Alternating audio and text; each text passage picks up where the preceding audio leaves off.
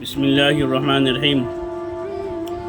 إن رسول الله صلى الله عليه وسلم سئل ماذا يتقى من الضحايا فأشار بيده فقال أربعا: العرجاء البين ضلعها، والعوراء البين عورها، والمريضة البين مرضها، والعجفاء التي لا تنقي.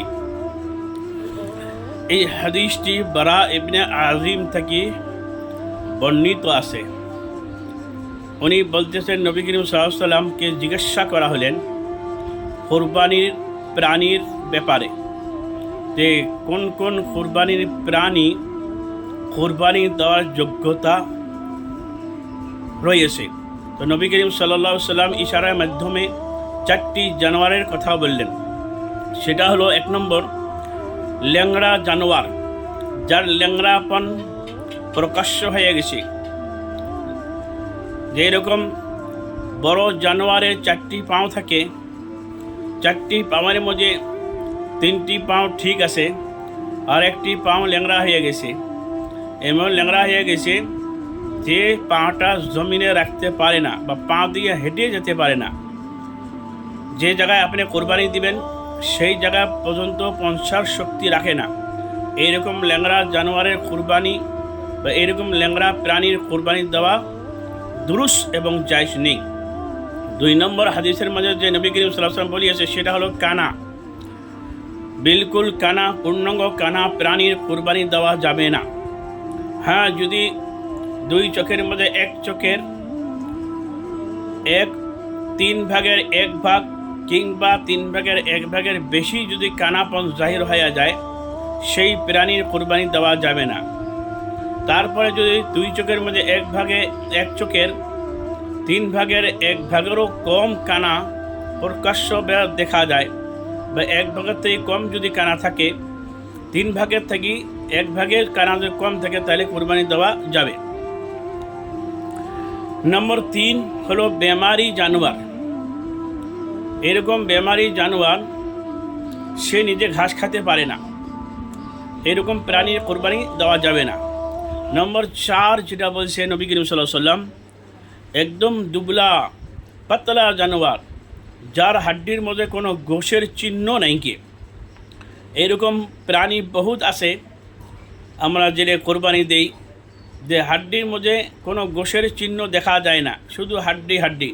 এই প্রাণীগুলোর কোরবানি দেওয়া যাবে না। কোরবানি যারা দিবেন চেষ্টা করবেন মোটা এবং ফারবা জানোয়ারের কোরবানি দেওয়ার জন্য। নম্বর 5 হলো কান যদি কাটা থাকে, তাহলে এই কাটার পরিমাণ কতটুকু। যদি 3 ভাগের 1 ভাগ, 2টি কান ধরো, 2টি কান আসে বা একটা কানে 3 ভাগের 1 ভাগ থেকে বেশি যদি কাটা থাকে বা 3 ভাগের 1 ভাগ যদি কাটা থাকে, সেই প্রাণীর কোরবানি দেওয়া যাবে না।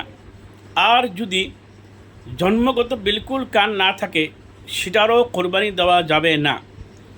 আর যদি জন্মগত ছোট ছোট কান আছে কিন্তু ছোট ছোট, সেই প্রাণীর কোরবানি দিতে পারবেন।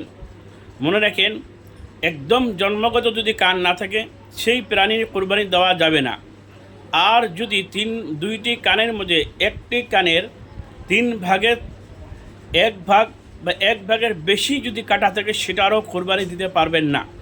হ্যাঁ, শুধু জন্মগত কান আছে ছোট ছোট, সেটার আপনার কোরবানি দিতে পারবেন। বা 2টি কানের থেকে 1টি কানের 3 ভাগের 1 ভাগেরও কম কাটা থাকে, সেটার আপনি কোরবানি দিতে পারবেন। নম্বর 6 হলো যদি কোনো জানোয়ারের পুরো নেঙ্গুর যদি কাটা থাকে, সেটার আপনি কোরবানি দিতে পারবেন না। হ্যাঁ, নেঙ্গুর যদি 3 ভাগের 1 ভাগ বা থেকে বেশি কাটা থাকে, সেটারও কোরবানি দিতে পারবেন না। আর যদি নেঙ্গুর 3 ভাগের 1 ভাগ কম কাটা থাকে, 1 ভাগেরও কম কাটা থাকে, তাহলে সেটার কোরবানি দেওয়ার অনুমতি রয়েছে। নম্বর 7 হলো যদি কোনো জানোয়ারের বিলকুল নাক কেটে যায়, সেটার আপনি কোরবানি দিতে পারবেন না। হ্যাঁ, যদি নাক 3 ভাগের 1 ভাগেরও কম কাটা থাকে, সেটার আপনি দিতে পারবেন। আর যদি 3 ভাগের 1 ভাগ ওর থেকে বেশি কাটা থাকে, সেটার আপনি কোরবানি দিতে পারবেন না। নম্বর 8 হলো যে প্রাণীর কোরবানি দিবেন, সেই প্রাণীর যদি পুরো দাঁত না থাকে, দাঁতগুলো পড়ে গিয়েছে, সেই প্রাণীর আপনারা কোরবানি দিতে পারবেন না।